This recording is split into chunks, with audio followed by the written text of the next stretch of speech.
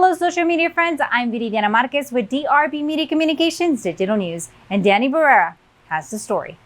The Ector County Republican Women held their September 2022 meeting and luncheon at the Odessa Country Club. The meeting featured three guest speakers, James Beauchamp, Whitehill and Stephen Robertson, Executive Vice President of the Permian Basin Petroleum Association. We as a trade association, we represent the entire region of the Permian Basin, so both Texas and New Mexico, and traditionally, we focus on state issues in Austin and Santa Fe, but so much more recently there's been a lot of federal issues that we've been asked to focus on by our membership.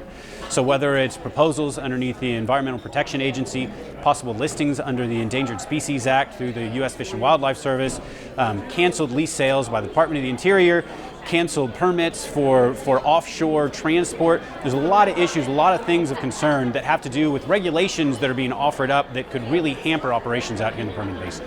Part of the presentation during the ECRW meeting is the need for consistent rules so that the oil and gas industry in the Permian Basin and across the region can operate effectively. So one of the proposals that we would really try to push and talk to folks about is be able to sustain the regulations in place the way that they are so people can adjust to those regulations and limitations and figure out how to operate underneath them, as opposed to continuously having to figure out what do we have to change tomorrow to really be able to figure out how to operate.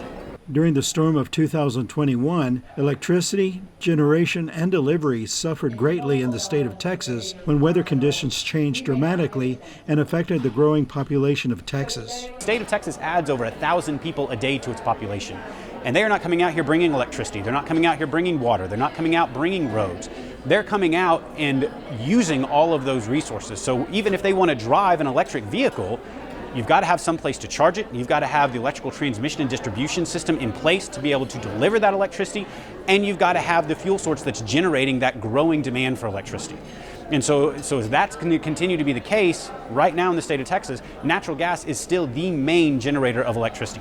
So even though it might shift where hydrocarbons are being used as a fuel source, maybe not directly in vehicles, it is still generating the electricity that is being used in those vehicles. So even though they're called electric vehicles, you're still talking about 60 to 80% of the fuel used in that vehicle coming from the burning of hydrocarbons. The next scheduled meeting of the Ector County Republican Women is October 19th.